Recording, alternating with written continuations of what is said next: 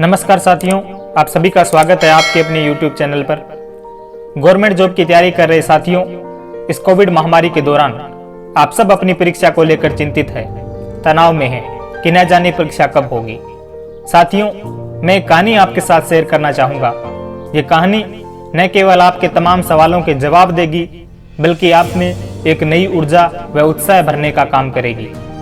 एक बार भगवान इंद्र ने बारिश नहीं की तो किसानों ने भगवान इंद्र की पूजा की। जब इंद्र किसानों से मिलने आए तो किसानों ने कहा कि प्रभु आप बारिश कीजिए।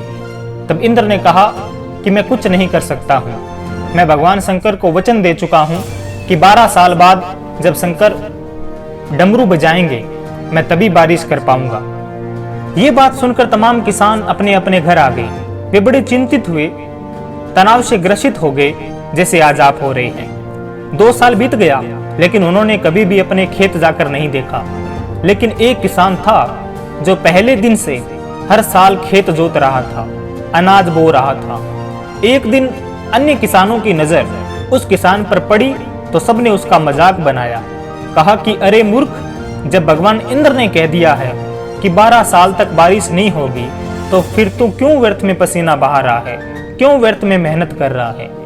तब उस किसान ने कहा कि हाँ, मुझे पता है कि 12 साल तक बारिश नहीं होनी है।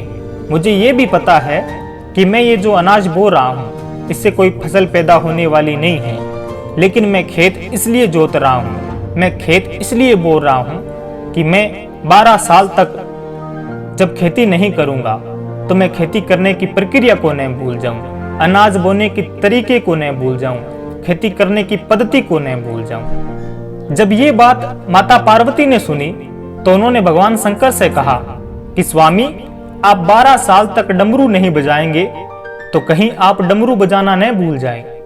तब भगवान शंकर ने कहा, हाँ बात तो सही है, मैं भूल तो सकता हूँ। चलो मैं देख लेता हूँ, मैं ट्राई कर लेता हूँ कि कहीं मैं डमरू बजाना भूल तो नहीं गया हूँ। भगवान शंकर ने जैसे ही ट्राई करने के लिए डमरू उठाया और बजाया, बारिश शुरू हो गई।